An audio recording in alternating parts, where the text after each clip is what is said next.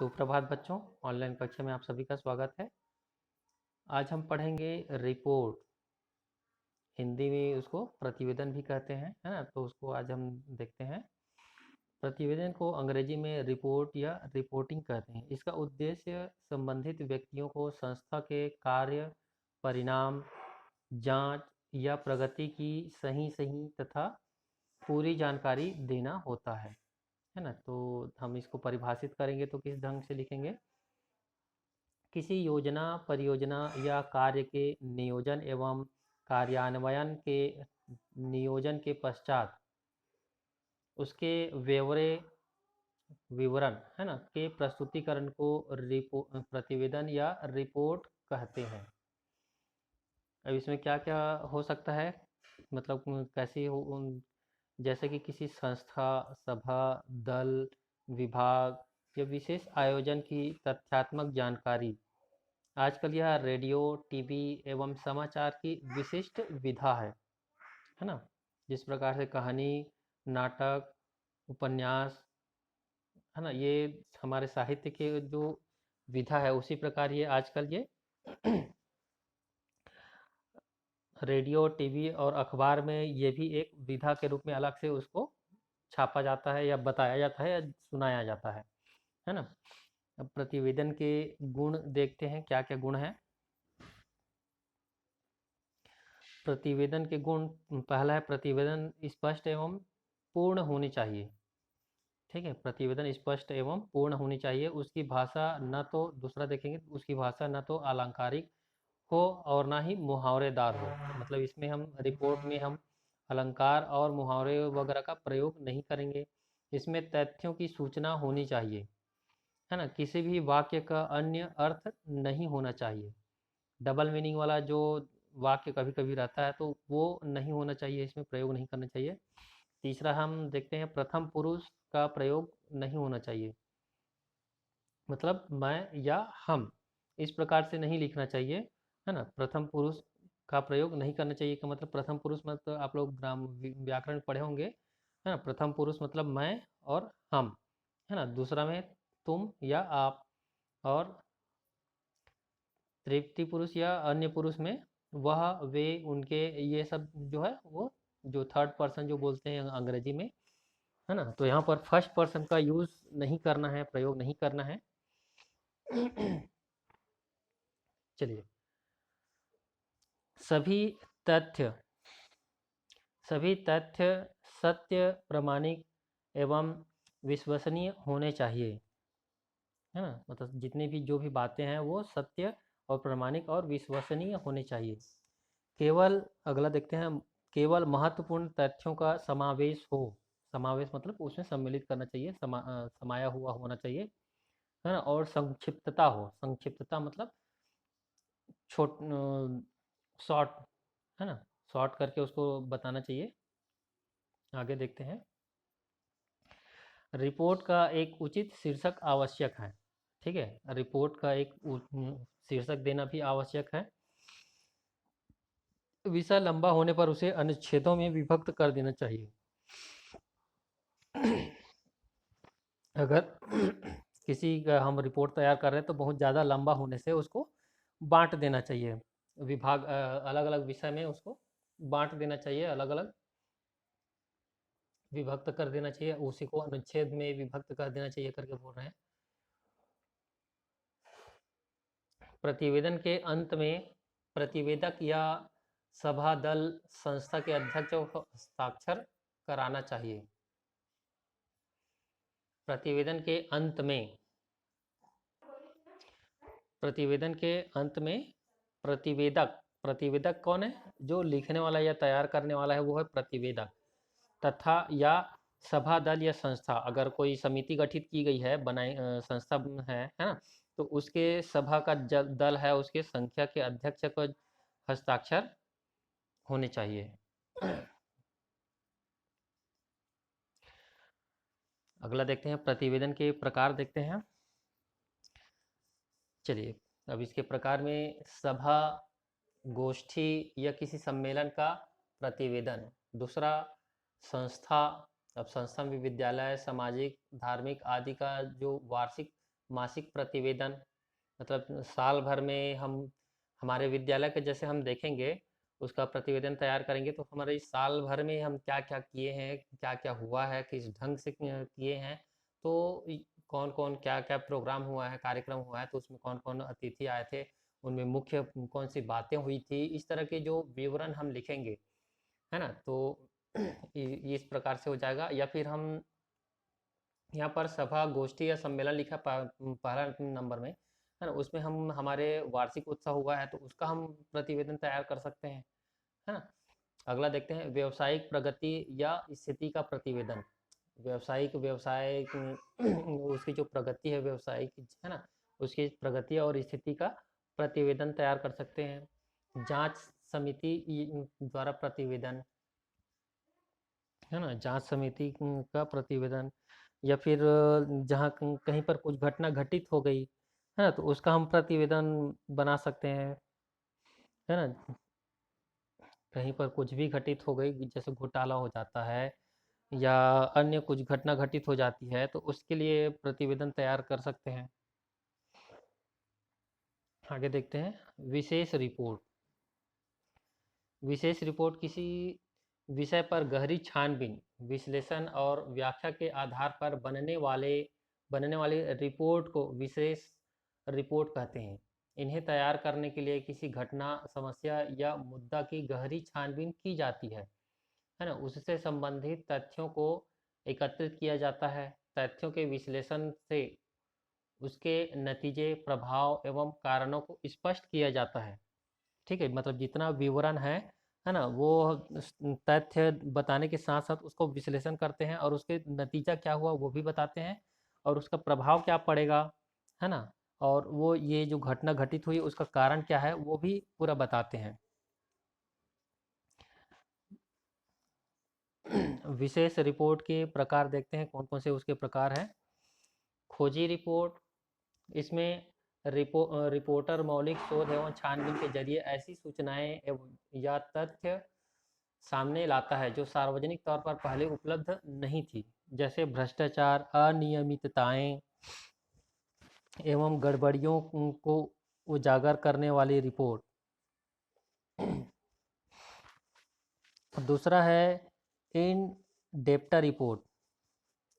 इन डेप्टा report, इसमें सार्वजनिक तौर पर उपलब्ध तथ्यों, सूचनाओं एवं आंकड़ों की गहरी छानबीन की जाती है ना। छानबीन के आधार पर किसी घटना, समस्या या मुद्दा से जुड़े महत्वपूर्ण पहलुओं को सामने लाया जाता है।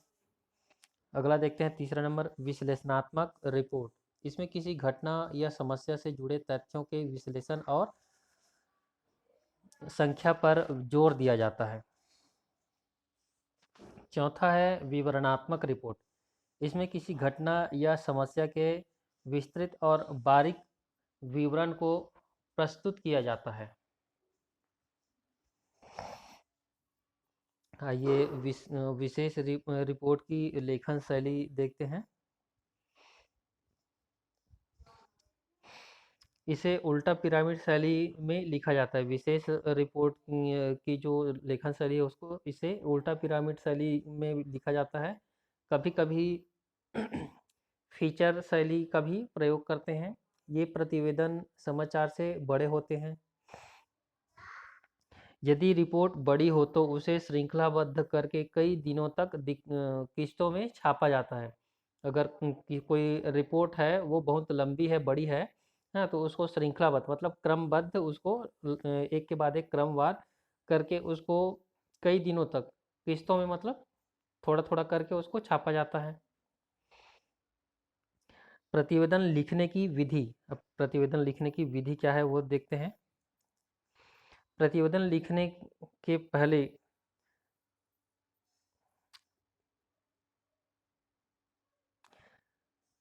प्रतिवेदन लिखने के पहले सारे तथ्यों को एकत्र कर लेना चाहिए, जैसे कि संस्था का नाम, बैठक, सम्मेलन, सभा का नाम एवं उद्देश्य, है ना।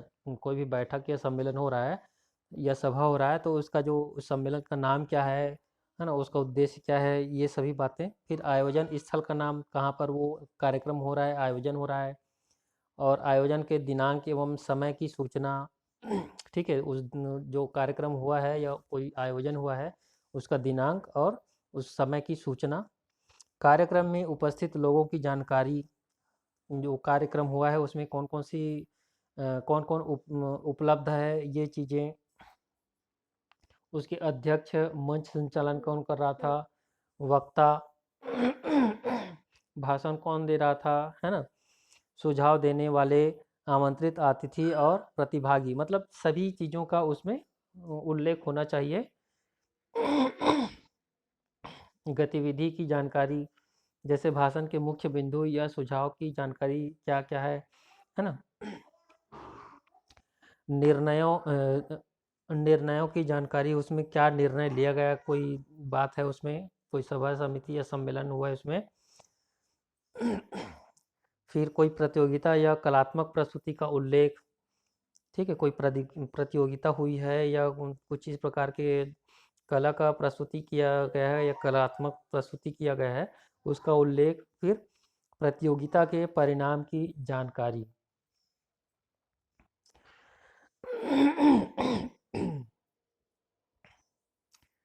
चलिए, ये एक उदाहरण है, प्रतिवेदन के नमूने, है ना, उसका उदाहरण है। खेती योग्य जमीन खराब होती जा रही है, इस संदर्भ में रिपोर्ट तैयार कीजिए। तो उसका उत्तर देखते हैं किस प्रकार से, मतलब उसका रिपोर्ट तैयार करेंगे। सरकार कब लेगी माटी की सुध, ये हम शीर्षक लिखेंगे उसका, है ना। सरकार कब लेगी माटी की सुध, सुध मतलब ध्यान, है ना, अटेंशन। तो रवि कुमार ये रिपोर्ट तैयार कर रहा है, तो नाम लिखा है रवि कुमार, स्थान है रायपुर, है ना। अब उसमें देखते हैं, ये आ नहीं रहा है।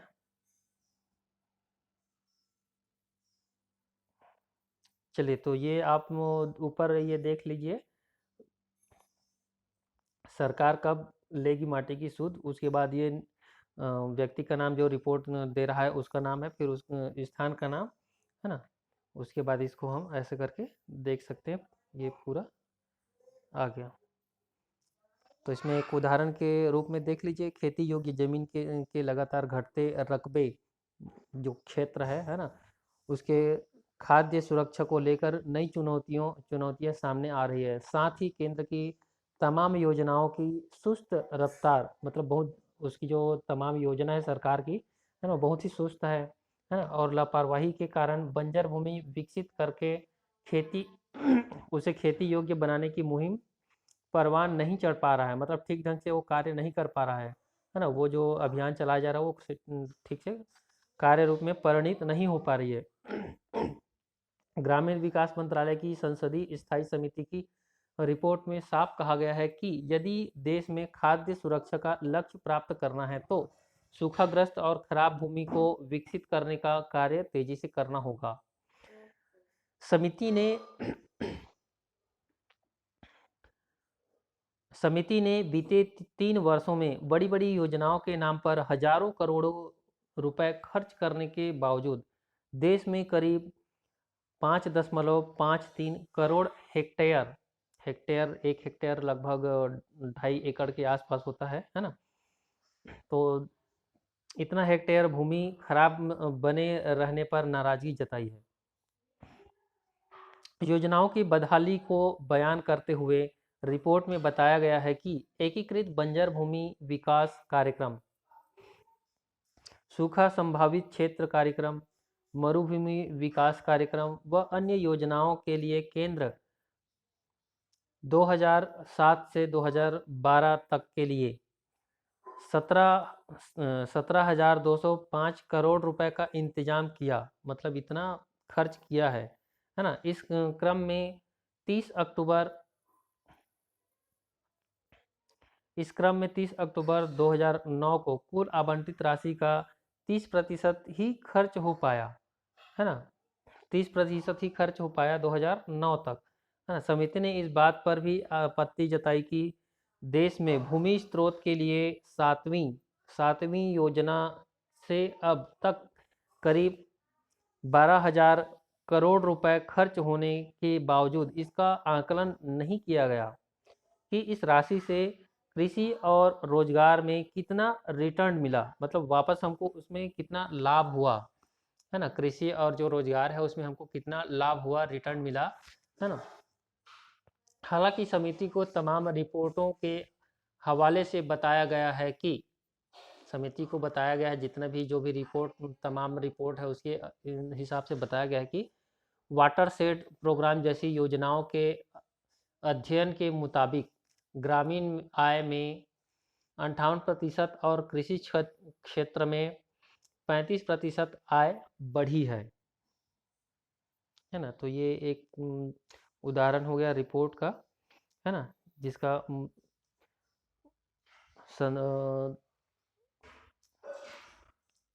विषय क्या था, खेती योग्य जमीन खराब होती जा रही है ना। तो इस संदर्भ में रिपोर्ट तैयार करना है, तो उसमें सरकार की क्या क्या योजना चलाई गई है और वो कितना कारगर रहा है ना, वो सब चीज़ें हम इसमें बताया गया है।